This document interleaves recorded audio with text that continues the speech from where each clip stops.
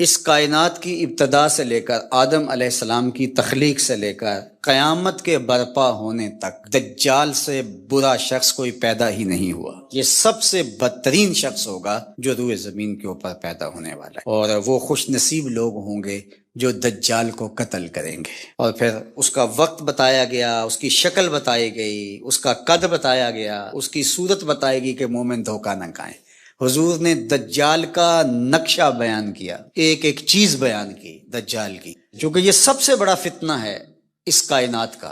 اس امت کا سب سے بڑا فتنہ تو یہ ہے جب سے آدم علیہ السلام تخلیق کیے گئے ہیں اس وقت سے لے کر کے آخری انسان تک سب سے بدترین، سب سے غلیظ، سب سے گندا، سب سے مکروہ اور سب سے برا وجود دجال کا ہے۔ اس لیے دجال کے فتنے سے ہر پیغمبر نے اللہ کی پناہ طلب کی ہے کہ اللہ مجھے اس کے فتنے سے بچانا۔ اللہ اکبر، کیونکہ بڑے بڑے لوگ اس کا شکار ہو جائیں گے۔ حضرت اسماء بنت یزید کہتی ہیں میں حضور کے گھر میں حاضر تھی اور ازواج مطہرات اور دیگر اہل خانہ بھی تھے کہ دجال کا تذکرہ چھڑا، تو اللہ کے محبوب نے ارشاد فرمایا جب دجال آئے گا تو اس کے آنے سے قبل جو 3 سال ہوں گے ان کی حضور نے حیت بیان فرمائی کہ آسمان تیسرا حصہ پانی کا روک لے گا، یعنی جتنی بارشیں برستی ہیں 2 حصے برسیں گی، 1 حصہ نہیں برسے گا، کم ہوگی بارش اس سال، اور زمین کی فصل بھی جتنی اگتی ہے اس کا تیسرا حصہ نہیں اگے گی، 2 حصے اگے گی۔ پھر اس کے بعد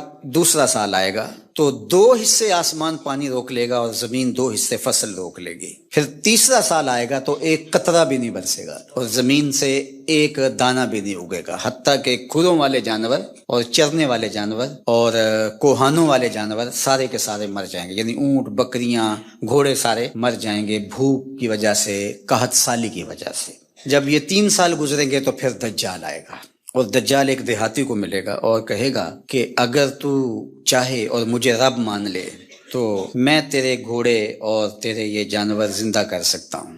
وہ کہے گا کہ اگر ایسا ہو جائے تو بہت اچھا، تو وہ اشارہ کرے گا تو اس کی بکریاں، اس کی گائیں زندہ ہو کے اس کے ساتھ آ جائیں گی۔ شیطان اس شکل میں جو ہے وہ نمودار ہوگا تو اسے لگے گا کہ سب کچھ زندہ ہو گئے اور وہ اس پہ ایمان لے آئے گا۔ اس کے بعد پھر دوسرے دیہاتی کو ملے گا اور اس کو بھی یہی کہے گا، تو شیطان پھر اس کی بھیڑ بکریوں، اس کی گائے، اس کے اونٹ، ان کی شکل کے اندر ظہور پذیر ہو جائے گا، تو پھر اس کے پیچھے وہ بھی چل پڑے گا۔ یہ 2 چیزیں حضور نے ابھی بیان کی تھی کہ حضور کو باہر کوئی کام پڑ گیا تو حضور یہیں چھوڑ کے بات تو باہر تشریف لے گئے۔ تھوڑی دیر کے بعد حضور جب واپس تشریف لائے تو حضرت اسماء بنت یزید اور گھر کی دیگر خواتین زاروں کے تار رو رہی تھی۔ حضور نے فرمایا تمہیں کیا ہوا، تم کیوں رو رہی ہو؟ انہوں نے عرض کی یا رسول اللہ صلی اللہ علیہ وسلم، آپ نے جو دجال کا ذکر کیا، چونکہ صحابہ کے نزدیک سب سے قیمتی متاع ایمان ہے اور ہمارے نزدیک بھی سب سے قیمتی ایمان کی متاع ہی ہونی چاہیے، اور یہ بات میں نے کئی مرتبہ آپ سے کہی، اس دنیا میں سب سے بڑا انعام اور سب سے بڑا تحفہ جو حضرت انسان کو دیا گیا، سب سے بڑی نعمت جو ودیعت ہوئی وہ ایمان ہے، اور قیامت کے دن سب سے بڑی دولت اور نعمت عطا کی جائے گی جنت میں، وہ دیدار الہی ہوگا۔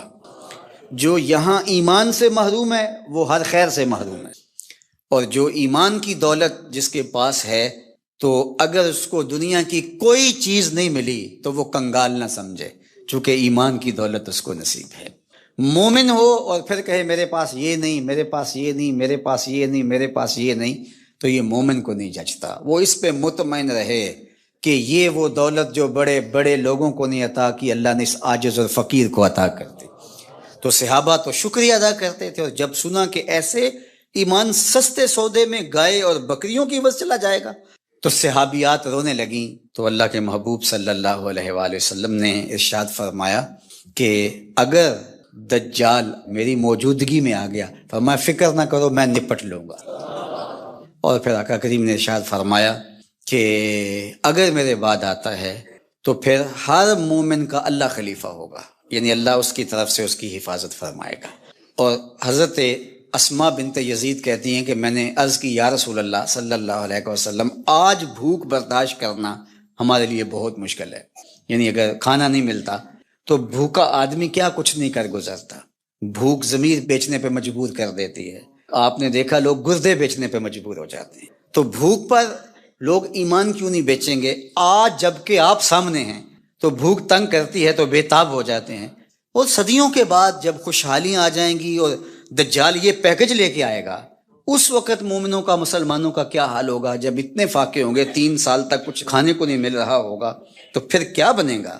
یہ پریشانی اس نے تڑپا دیا ہے۔ تو اللہ کے محبوب نے فرمایا، سنیے، ان کو وہی خوراک کفایت کرے گی جو آسمان والوں کو کفایت کرتی ہے۔ تو یہ ہمتن گوش ہوگی کہ وہ کون سی غذا ہے کہ اس غذا کے بدلے میں ان کو غذا دی جائے گی۔ تو آقا کریم نے فرمایا، من التسبیح والتقدیس، یہ سبحان اللہ پڑھیں گے، اللہ کی تقدیس بولیں گے۔ جو فرشتے اللہ کی تسبیح تقدیس پڑھتے ہیں، یہ سبحان اللہ، الحمدللہ، اللہ اکبر، یہ تسبیح و تقدیس بولیں گے، ان کی بھوک مٹتی چلی جائے گی، اللہ ان کی مدد فرمائے گا۔ تو پھر مومن کی غذا تسبیح و تحلیل، تقدیس، اللہ کی عظمت کے ترانے، اللہ اکبر۔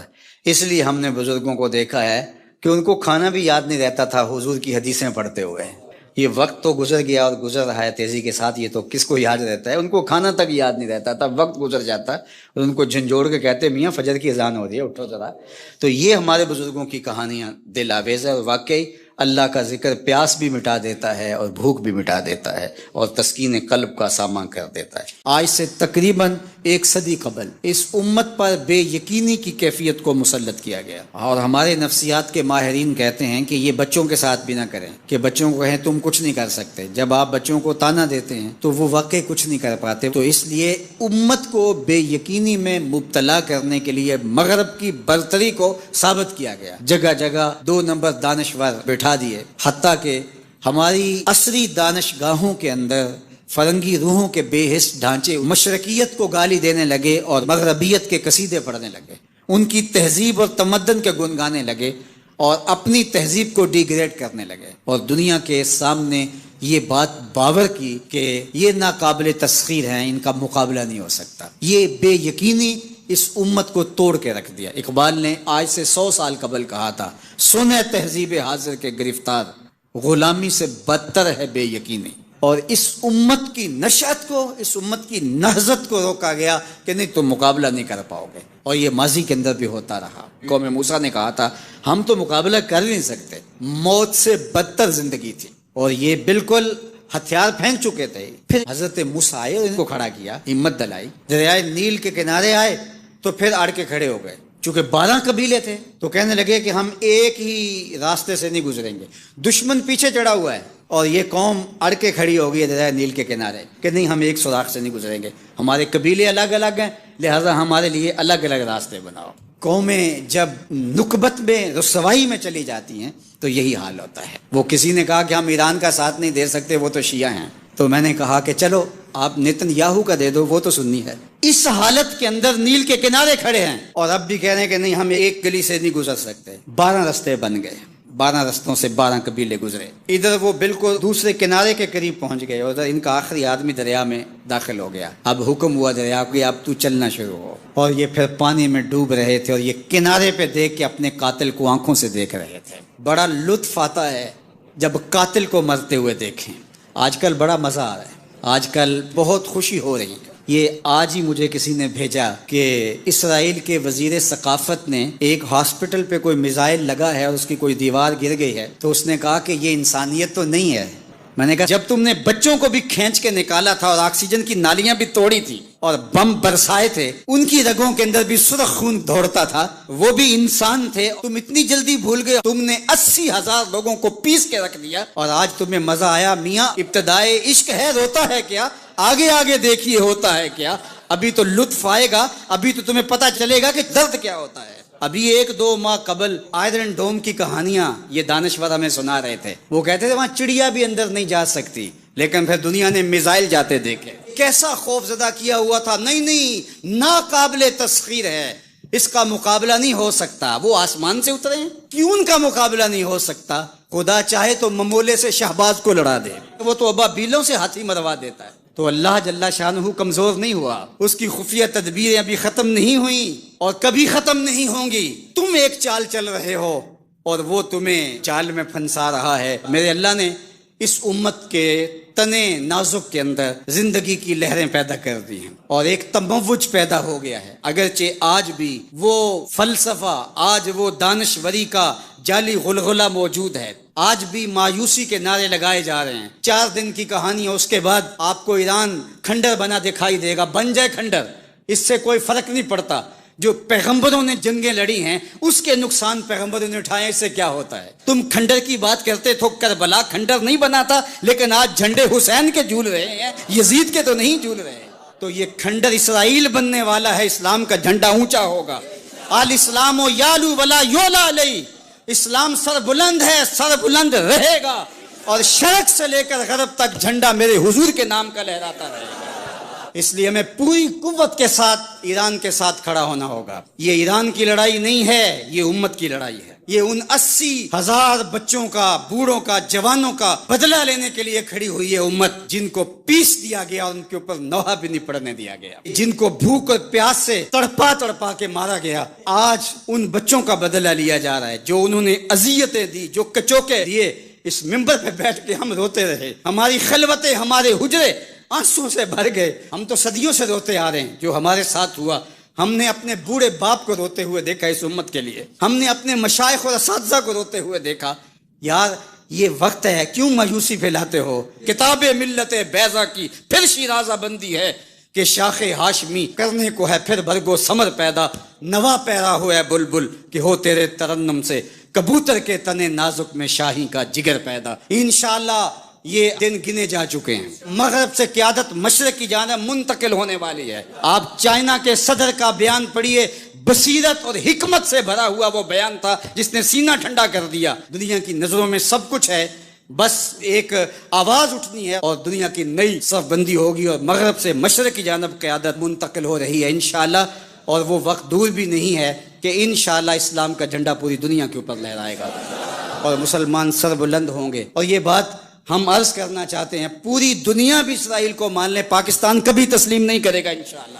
ہمارے بانی قائد اعظم محمد علی جناح نے کہا تھا کہ یہ امہ کے قلب میں گھسایا گیا خنجر ہے، اور یہ مغرب کی ناجائز اولاد ہے، ناجائز ریاست ہے، کسی صورت کے اندر بھی ہم اس کو قبول نہیں کریں گے. آج یہ بات بھی سننے کو مل رہی ہے کہ شاید پاکستان ایران کے خلاف اپنے اڈے فراہم کر رہا ہے. ایسا کبھی نہیں ہوگا، یہ سوائے افواہ کے اور کچھ نہیں ہے. اللہ نے ہمیں یہ پچھلے دن جو عزت دی، جو وقار دیا انڈیا کے خلاف، ہم نے ناکوں چنے چبوائے ان کو. تو کیا ہم اس عزت کو خاک میں اپنے ہاتھوں سے ملا دیں گے؟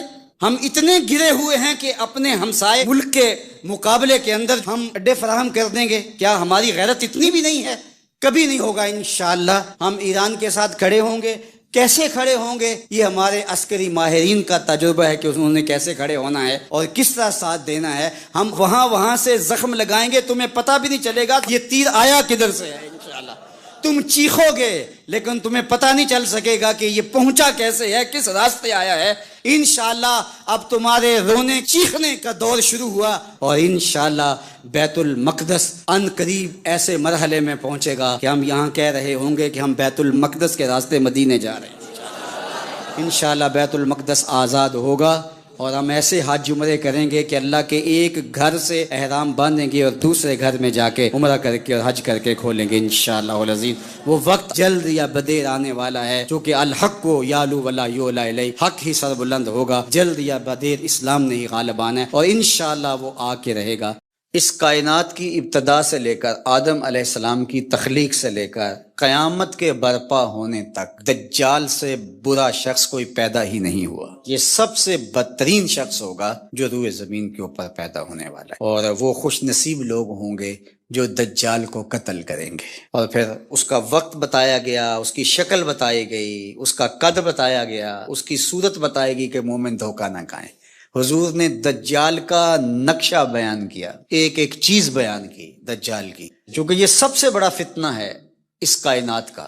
اس امت کا سب سے بڑا فتنہ تو یہ ہے جب سے آدم علیہ السلام تخلیق کیے گئے ہیں اس وقت سے لے کر کے آخری انسان تک سب سے بدترین، سب سے غلیظ، سب سے گندا، سب سے مکروہ اور سب سے برا وجود دجال کا ہے. اس لیے دجال کے فتنے سے ہر پیغمبر نے اللہ کی پناہ طلب کی ہے کہ اللہ مجھے اس کے فتنے سے بچانا. اللہ اکبر. کیونکہ بڑے بڑے لوگ اس کا شکار ہو جائیں گے. حضرت اسماء بنت یزید کہتی ہیں میں حضور کے گھر میں حاضر تھی اور ازواج مطہرات اور دیگر اہل خانہ بھی تھے کہ دجال کا تذکرہ چھڑا. تو اللہ کے محبوب نے ارشاد فرمایا جب دجال آئے گا تو اس کے آنے سے قبل جو 3 سال ہوں گے ان کی حضور نے حیت بیان فرمائی کہ آسمان تیسرا حصہ پانی کا روک لے گا، یعنی جتنی بارشیں برستی ہیں 2 حصے برسیں گی، 1 حصہ نہیں برسے گا، کم ہوگی بارش اس سال. اور زمین کی فصل بھی جتنی اگتی ہے اس کا تیسرا حصہ نہیں اگے گی، 2 حصے اگے گی. پھر اس کے بعد دوسرا سال آئے گا تو 2 حصے آسمان پانی روک لے گا اور زمین 2 حصے فصل روک لے گی. پھر تیسرا سال آئے گا تو 1 قطرہ بھی نہیں برسے گا اور زمین سے 1 دانہ بھی نہیں اگے گا، حتیٰ کہ کھروں والے جانور اور چرنے والے جانور اور کوہانوں والے جانور سارے کے سارے مر جائیں گے. یعنی اونٹ، بکریاں، گھوڑے سارے مر جائیں گے بھوک کی وجہ سے، قحط سالی کی وجہ سے. جب یہ 3 سال گزریں گے تو پھر دجال آئے گا اور دجال ایک دیہاتی کو ملے گا اور کہے گا کہ اگر تو چاہے اور مجھے رب مان لے تو میں تیرے گھوڑے اور تیرے یہ جانور زندہ کر سکتا ہوں. وہ کہے گا کہ اگر ایسا ہو جائے تو بہت اچھا. تو وہ اشارہ کرے گا تو اس کی بکریاں، اس کی گائیں زندہ ہو کے اس کے ساتھ آ جائیں گی. شیطان اس شکل میں جو ہے وہ نمودار ہوگا تو اسے لگے گا کہ سب کچھ زندہ ہو گئے اور وہ اس پہ ایمان لے آئے گا. اس کے بعد پھر دوسرے دیہاتی کو ملے گا اور اس کو بھی یہی کہے گا تو شیطان پھر اس کی بھیڑ بکریوں، اس کی گائے، اس کے اونٹ، ان کی شکل کے اندر ظہور پذیر ہو جائے گا تو پھر اس کے پیچھے وہ بھی چل پڑے گا. یہ 2 چیزیں حضور نے بھی بیان کی تھی کہ حضور کو باہر کوئی کام پڑ گیا تو حضور یہیں چھوڑ کے بات تو باہر تشریف لے گئے. تھوڑی دیر کے بعد حضور جب واپس تشریف لائے تو حضرت اسماء بنت یزید اور گھر کی دیگر خواتین زاروں کے تار رو رہی تھی. حضور نے فرمایا تمہیں کیا ہوا، تم کیوں رو رہی ہو؟ انہوں نے عرض کی یا رسول اللہ صلی اللہ علیہ وسلم، آپ نے جو دجال کا ذکر کیا، چونکہ صحابہ کے نزدیک سب سے قیمتی متاع ایمان ہے اور ہمارے نزدیک بھی سب سے قیمتی ایمان کی متاع ہی ہونی چاہیے. اور یہ بات میں نے کئی مرتبہ آپ سے کہی، اس دنیا میں سب سے بڑا انعام اور سب سے بڑا تحفہ جو حضرت انسان کو دیا گیا، سب سے بڑی نعمت جو ودیعت ہوئی وہ ایمان ہے. اور قیامت کے دن سب سے بڑی دولت اور نعمت عطا کی جائے گی جنت میں، وہ دیدار الہی ہوگا. جو یہاں ایمان سے محروم ہے وہ ہر خیر سے محروم ہے، اور جو ایمان کی دولت جس کے پاس ہے تو اگر اس کو دنیا کی کوئی چیز نہیں ملی تو وہ کنگال نہ سمجھے، چونکہ ایمان کی دولت اس کو نصیب ہے. مومن ہو اور پھر کہے میرے پاس یہ نہیں، میرے پاس یہ نہیں، میرے پاس یہ نہیں، میرے پاس یہ نہیں، تو یہ مومن کو نہیں جچتا. وہ اس پہ مطمئن رہے کہ یہ وہ دولت جو بڑے بڑے لوگوں کو نہیں عطا کی، اللہ نے اس عاجز اور فقیر کو عطا کر دی. تو صحابہ تو شکریہ ادا کرتے تھے، اور جب سنا کہ ایسے ایمان سستے سودے میں گائے اور بکریوں کی بس چلا جائے گا تو صحابیات رونے لگیں. تو اللہ کے محبوب صلی اللہ علیہ وآلہ وسلم نے ارشاد فرمایا کہ اگر دجال میری موجودگی میں آ گیا فرمایا فکر نہ کرو، میں نپٹ لوں گا.